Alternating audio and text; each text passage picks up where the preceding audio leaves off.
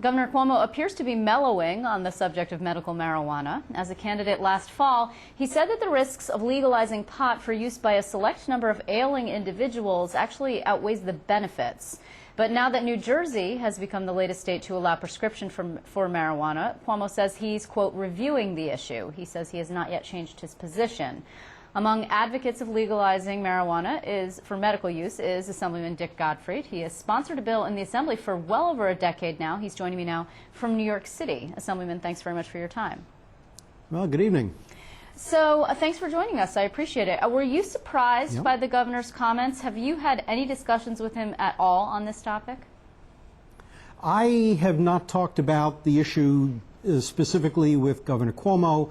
I've discussed it with several people in prominent health policy roles in his administration. And so his openness to hearing both sides does not surprise me. Frankly, even during the campaign, my sense was once he became governor, there would come a point in a matter of months when he would be more open to looking at the issue, and that I've always been confident that there would come a point where he would be supporting the legislation. We're not there yet, but I expect that's where he will end up. Yeah, it's interesting. You know, the governor, of course, comes from a law enforcement position. He ran as Attorney General when he was running for governor. And Chris Christie, and as I mentioned, he just lifted a freeze on his state's program that he put up back in April. He also comes from a law enforcement background, and he's a Republican. So now there's about well over a dozen states. I think New Jersey would be the 17th, I believe. So it's moving, obviously, in this direction, but the interesting thing is, at the federal level, isn't it still illegal? Well, yes and no. I'll talk a little more about that. But, you know, the last Attorney General to become governor, Eliot Spitzer, also in his campaign said he was opposed to legalizing medical marijuana. But about 6 months into his tenure, his position had come around to saying that he might be willing to sign. I think his words were a properly worded bill. Yeah, that's curious, though, Assemblyman, don't you think? I mean, why do you think it is that a person who used to be a state attorney general feels one particular way and then all of a sudden gets to be an executive and feels a different way? I mean, does it give you a different perspective, or is it all political? Well, I don't know that it's connected with being an attorney general. I think it may be more connected with being a candidate for office. I see. You know, people in my line of work are scared as the dickens of doing anything that might lead anyone to think, oh my goodness, he is soft on drugs. And I think it takes a little while for people to understand the merits of this issue. Now, you asked about the federal law. Right. Yes, federal law on this topic has not changed, although the Obama administration has made it very clear, and actually it was really the position of President Bush as well, that entities that are complying with state medical marijuana laws, the feds do not go after them. They don't go after patients. Right. They don't go after doctors who recommend medical use of marijuana. And so a well-constructed state law, I think, in practice passes muster with the federal government. Yeah, do you believe, I mean, so the critics that I've covered this issue for a number of years now, the critics that I have heard have said a couple of things. One is that, you know, this will lead to sort of rampant use of marijuana, that you can't control it, that it will be abused by doctors who sort of just write, you know, you have a stomach ache and they give you a prescription. I mean, what's your response to that particular criticism? Well, a couple of things. One, any doctor, I mean, the New York bill is one of the most restrictive of any medical marijuana bill in the country. Any doctor who was prescribing or medical marijuana on that kind of basis would be in serious jeopardy of not only losing his or her license, but going to jail. And in New York, if you are willing to break the law to get marijuana for recreational use, you don't have to commit more than a violation, which is essentially an offense like littering. If you were violating the medical marijuana statute, you would then be guilty at least of a misdemeanor, and you would have had to send your name and address to the state saying, hello, here I am, and you would have had to find a physician who was willing to put his or her license and liberty on the line on your behalf to do such a stupid thing. I think the notion that somehow this is a gateway to recreational use of marijuana, you'd have to be amazingly stupid to use the medical marijuana law to get some joints for recreational use. Just to be clear, though, and I know that you are a Manhattan Democrat, which puts you on the liberal end of the spectrum. Do you believe that marijuana should be decriminalized, period, end of story? Well, it depends on what you mean by decriminalized. Legal. I should say legal. Legal. Oh, okay, because decriminalizing we did in 1977. Right. Sorry. Legal. Legalization, I think, is a completely separate issue. I don't think it has anything to do with the pros or cons of medical use.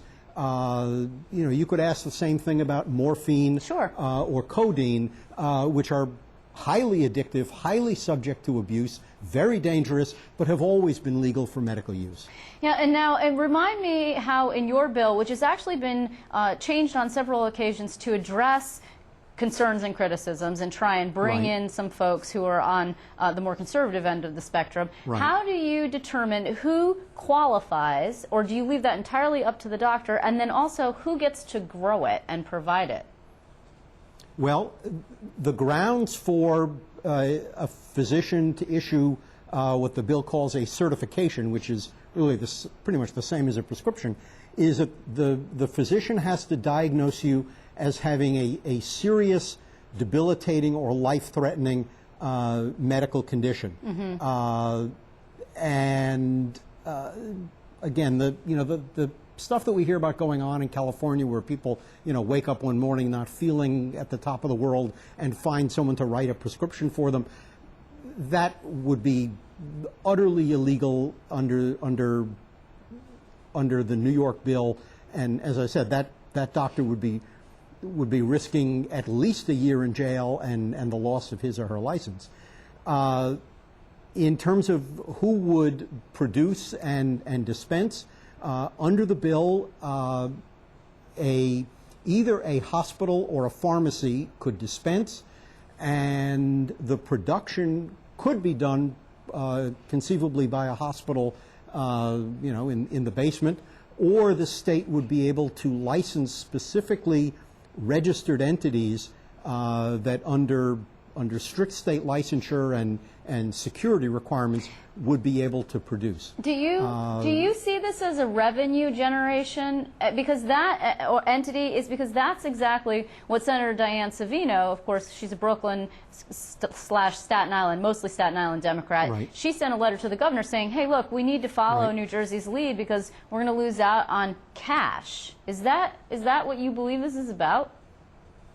Well, I don't think that's what it's about. And for all the years that I've been sponsoring this bill, I have never lobbied for it as a revenue raiser. However, if the state chooses to levy an assessment on the providers that dispense it, which my bill would authorize, there is probably, I would guess, at least tens of millions, maybe a lot more than that, in revenue that the state would be able to earn if we allow pharmacies to sell it the way we let them sell, morphine and Valium and a lot of other things.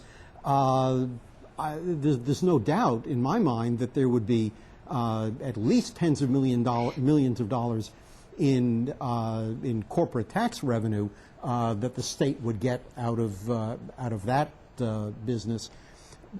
But again, I think the reason why we should do this is the overwhelming medical, compassionate reasons for doing it. The revenue would be certainly nice to get. You have this bill. It's passed the Assembly on a number of occasions. The first time, I believe, was in 2007. Right.